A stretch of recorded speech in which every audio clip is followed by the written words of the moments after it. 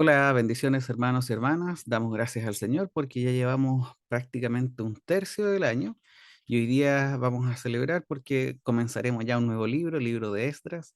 Vamos a leer los capítulos uno, 2 y 3.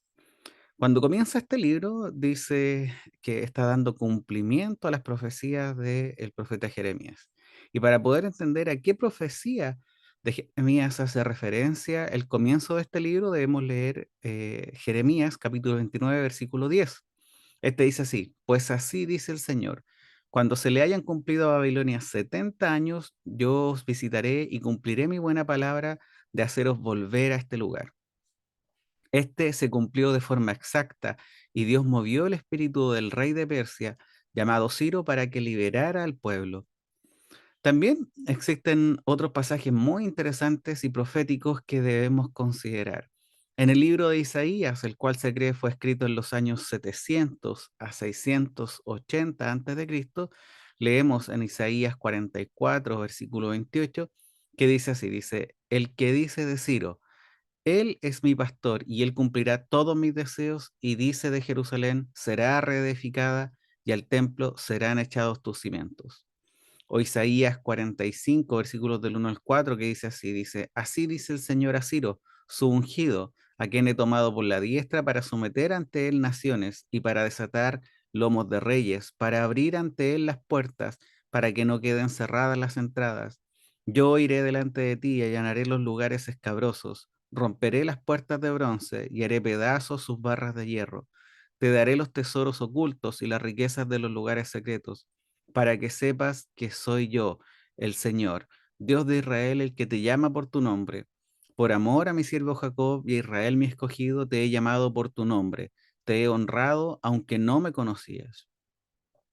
Si a esto le sumamos lo que dice en Isaías capítulo 45, versículo 13, dice, yo le he despertado en justicia y todos sus caminos allanaré. Él edificará mi ciudad y dejará libres a mis desterrados, sin pago ni recompensa, dice el Señor de los ejércitos. Es maravilloso ver cómo tantos años antes ya se había profetizado sobre el rey Ciro, sobre cómo éste sería escogido por Dios, éste le bendecería para que liberara al pueblo de la cautividad a la cual había sido llevada la nación. Muchos ubican estos 70 años de cautiverio desde el año 606 Cristo hasta el año 536 Cristo.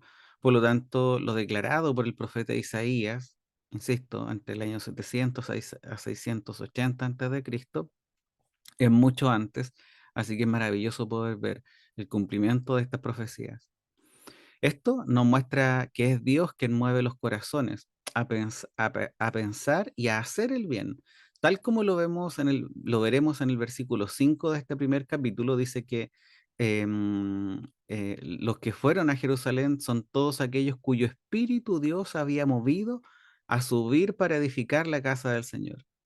Este capítulo nos muestra que es Dios quien siempre toma la iniciativa por el proceso redentor. Él tiene maneras de hacernos conocer claramente su voluntad y mueve nuestros corazones para que le busquemos. Bien nos dice Pablo en Efesios capítulo 2, versículos del 8 al 10, que por gracia hemos sido salvados por medio de la fe, y esto no es de nosotros, sino que es un don de Dios, que no es por obras, para que nadie se gloríe, porque somos hechura suya, creados en Cristo Jesús para hacer buenas obras, las cuales Dios preparó de antemano para que anduviéramos en ellas. Es decir, Dios es quien nos llama, Dios es quien nos otorga la fe de creer en nuestro Señor Jesucristo. Nuestras obras son muertas si no hubieran sido preparadas de antemano para que nosotros las hiciéramos. Es decir, hacemos obras, pero lo hacemos para reflejar a Cristo en nuestras vidas. Pero incluso estas obras son preparadas de antemano por Dios para que nosotros andemos en ellas. El rey Ciro es un buen ejemplo. Vemos en la profecía de Isaías y de Jeremías que la buena obra del rey Ciro de liberar al pueblo estaba preparada de antemano y que es Dios quien lo movió a hacerlo para que terminara siendo parte de un plan perfecto de redención que ha otorgado Dios a su pueblo. De esta forma, bueno siempre es recordar que nuestras obras provienen de Dios y por lo tanto no debemos gloriarnos, pero sí debemos dar gracias al Señor por ellas. Así debemos recordar lo que hemos venido leyendo estos últimos días. para que podamos escapar de la altivez de corazón y del ego que tanto daño nos hace en medio de nuestro caminar.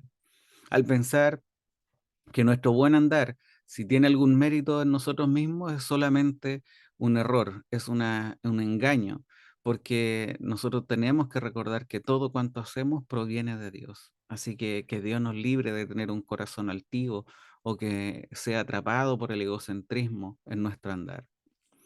Otro punto que les quiero comentar es lo que él dice un comentario, en el comentario Bacon, lo cual creo que es muy importante para una mejor comprensión, y lo cito y dice así, dice, leemos que la persona que recibió los utensilios de parte de los judíos fue Sebsasar, príncipe de Judá.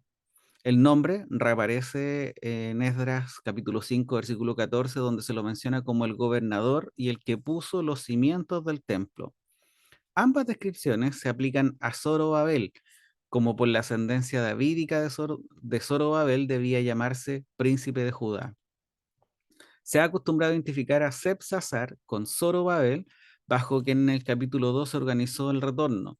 Se ha sugerido que Sebsasar significa gozo en la tribulación. Sería el nombre con el cual se conocería en la corte de Persia, y por esa razón se usaban los documentos oficiales de Ciro como en el capítulo 5. Por otro lado, Zorobabel, que significa extranjero en Babilonia, sería el nombre con el cual se conocería en su propio pueblo. Fin de la cita. Es decir, eh, cuando nosotros leamos en estos capítulos sobre Sebsasar, podemos entender que es el mismo Zorobabel, y que finalmente hay un nombre, Sebsasar, con el cual era conocido en el cautiverio, que significa gozo en la tribulación, y por otro lado el nombre de Zorobabel, ya estando en Jerusalén, que significa extranjero en Babilonia.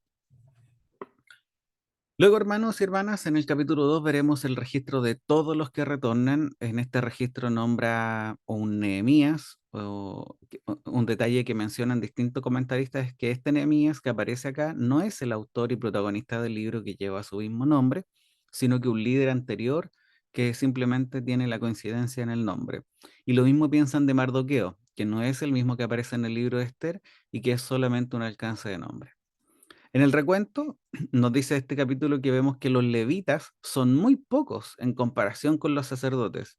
Y es por esto que se ha sugerido que como los levitas llenaban cargos más humildes y de mucho trabajo, no se sintieron tan atraídos como los sacerdotes, los cuales sí eran muchos, a hacer el sacrificio necesario para poder soportar el difícil viaje a Jerusalén y vivir bajo los rigores de una reorganización de la comunidad, abandonando las comodidades que ya habían adquirido en el exilio.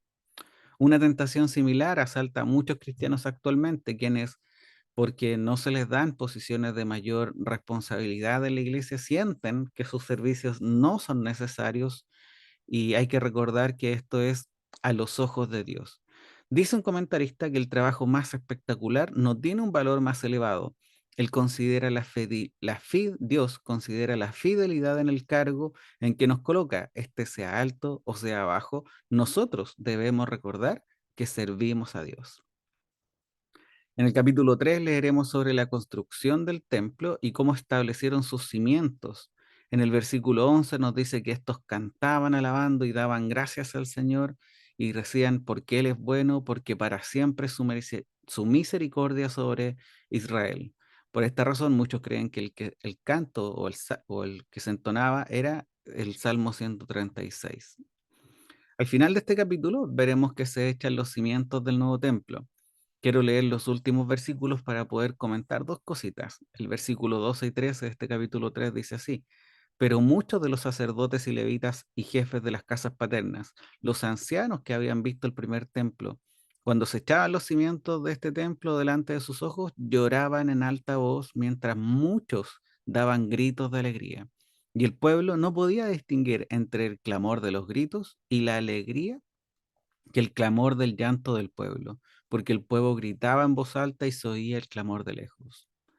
Lo primero es mencionarles una reflexión sobre estos versículos que hice hace 2 años, y es que al ver este contraste entre el clamor de llanto y los gritos de alegría, pensaba en cómo sería esta nueva generación se gozaba en estos nuevos cimientos para el templo, pero los ancianos que habían conocido el templo de Salomón lloraban al ver esta escena.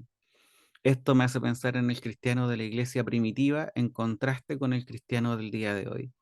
Quizás en muchas cosas nosotros hoy día nos gozamos y creemos que son lo mejor que hay, pero quizás si estos cristianos que gozaron de la iglesia primitiva estuvieran el día de hoy, llorarían al compararlas con cosas que ellos vivieron. Lo segundo, o la segunda reflexión, venía a mi mente hoy día cuando leí estos pasajes, y es sobre el contraste nuevamente del clamor del llanto y los gritos de alegría, pero esta vez que me imagino que tendremos cuando el Señor venga por segunda vez.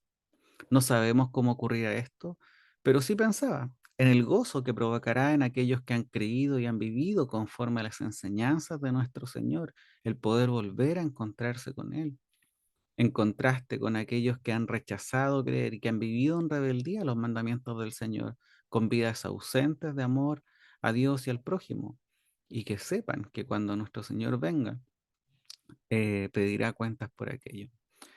Así que eso, hermano, son bonitos capítulos los que leeremos hoy día. Espero que puedas meditar en ellos, que puedas estar orando, que pidas al Señor que revele su verdad a tu vida, sobre todo para poder vivir conforme a ella. Bendiciones.